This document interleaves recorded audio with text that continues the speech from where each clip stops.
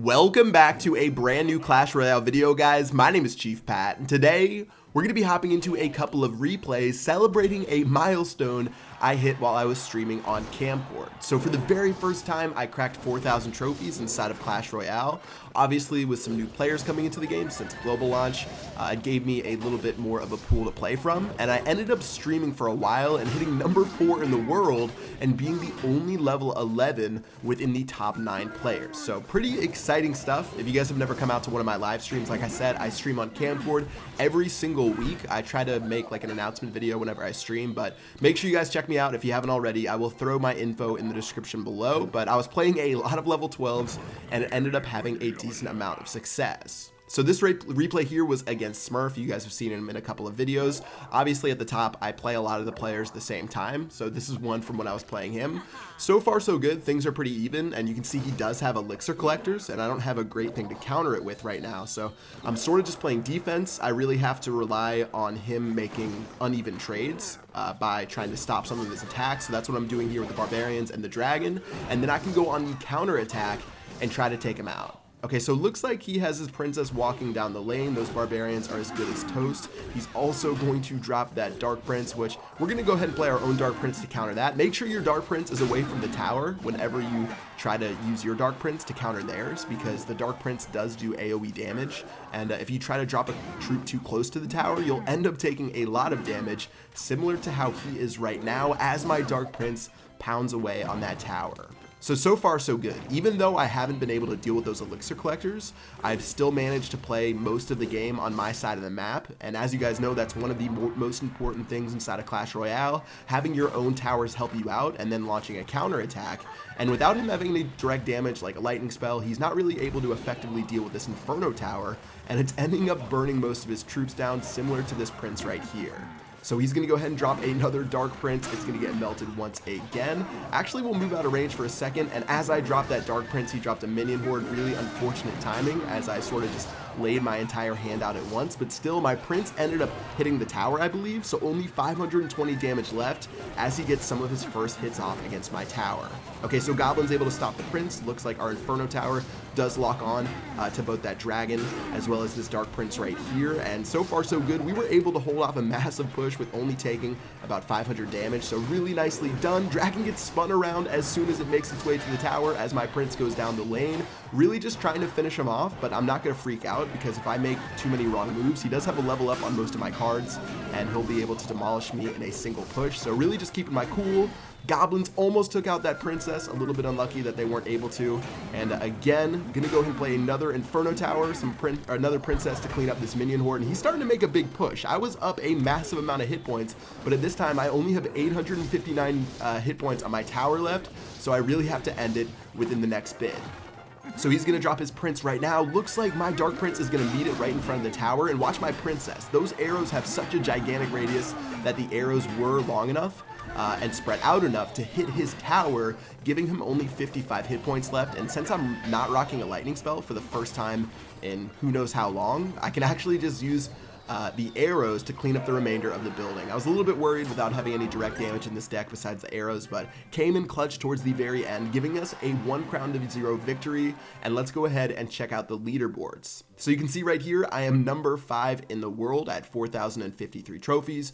We've got a bunch of level 12s around me, as well as some familiar cheaters from the videos I've made in the past. But anyways, looking pretty good. Again, the only level 11 up here right now, and we'll see how long I can stick around. It was a pretty big deal to me to hit 4,000 trophies, and there's still plenty of time left in the season, so who knows where it'll go from here, and this should definitely be the biggest amount of trophies that we've seen inside a single legendary season. Okay, so one more replay. We're going to be playing Thorburn from HK Esports. Let's take a look at his deck. He is a level 11, which is really uncommon for me now. I really run into level 12s nonstop, and I'll probably be level 12 sometime soon, but let's go ahead and start it off. I accidentally didn't play a card for the first couple seconds and cost myself, I think, like 1 or 2 elixir, and now he's going to start making his way down the lane, and it looks like his Dark Prince is going to run and go ahead and hit my own Dark Prince. I was worried that his Dark Prince was going to run towards my princess, but luckily I was able to distract him, and now that he's closing in, we should have plenty of damage to take out those 2 troops, and our princess will even stay alive as well. So very nicely done, no damage on our towers. We even have that offensive princess. He's gonna drop his wizard, which is a great counter against my barbarians, and as he drops his barbarians, it's time for a counter push, because I know that 5 plus 5 equals 10. I know game breaking stuff, guys. 5 elixir from the barbarians, 5 elixir from the wizard means he has 0 elixir left to defend the right hand side, which means I'm just gonna drop that prince and get a massive amount of damage off on that tower. Okay, so goblins to counter that mini P.E.K.K.A, nice and effective. He has an ice wizard, but as you guys may have noticed, the ice wizard does not do a lot of direct damage to towers, so not going to play anything in response just yet. And let's go ahead and see how much damage it takes. And only at about, let's say, 72 damage per hit. Not going to do that much for a 3 elixir card, so going to go ahead and reset the battlefield from here. We are even on elixir, and let's go ahead and see what we want to play first. So out of the cards I have in my hand, Princess is definitely the best card to play whenever I have full elixir. Gonna go ahead and drop it in the back and build up an army. I've got an Inferno Tower in my hand. That's the second best card I can play right now. I don't want to go on the offensive push. I want to keep fighting on my side of the map. And now that he's made his way into my Inferno Tower's range, I'm gonna go ahead and drop my barbarians before they could have attacked my princess. And now we've got a free princess. We've got half HP on our Inferno Tower, and we definitely made a positive trade right there. Okay, so Witch is going down on the right-hand side. I'm going to drop the double trouble combo, the Prince and the Dark Prince, the brothers in action, going crazy on the left-hand side of the map. Looks like we are going to take down that Ice Wizard in a second. He's going to drop his own Prince, though, but meanwhile, on the right-hand side, we still only have 449 HP left, which is making it pretty juicy to attack. So let's go ahead and see if we can keep moving down that lane. So Barbarians to counter that Prince Ice Wizard combo.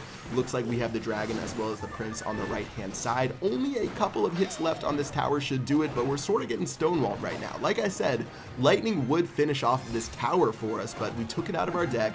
We replaced it with the Prince, and it's been working pretty well. You guys saw that one Prince push I did. Pretty much won me the game, or got close to winning me the game. It took almost 2,500 HP off that tower, but still not having that direct damage source is so frustrating sometimes, seeing as I'm so close to winning. Okay, so at this point, he's going to go ahead and pretty much go all out on the right-hand side. He doesn't want me to take that tower, so he may as well just drop all of his troops over here. He'll drop a wizard to counter those barbarians. Very nicely done. We're going to drop our own Dark Prince as well as our regular Prince to start attacking some of the guys back there. And with 40 seconds left, we definitely have to get a move on. However, he does drop a Musketeer, which ends up cleaning up both of our princesses. So I tried to drop some arrows to predict any cards that he may have dropped, and with only a couple of seconds left again, he literally got elixir with a millisecond left to guard that side. So things were getting a little bit hairy towards the end of this. I'm not making my way there. I'm only getting damage with arrows, so I went ahead for another final push. Dragon's gonna get distracted by that Ice Wizard, but Prince will touch the tower, and that will finally end this game after almost 2.5 minutes of not getting any troops to that tower. So good game to Thorburn. Overall, some great games today. Again, over 4,000 trophies for the first time ever for me, and I'm pretty happy as far as this leaderboard push goes. So again, guys, check me out on Camcord if you ever want to see me live streaming, as well as over the next couple of days, as well as weeks. A lot of you guys have been telling me to make guides for different cards and different strategies. I definitely plan on doing that, so keep your eyes open, and you'll probably be seeing that sometime soon. So until next time, that is going to wrap it up for this video. Make sure you guys drop a like if you enjoyed it. Until next time, I will see you guys later. Peace.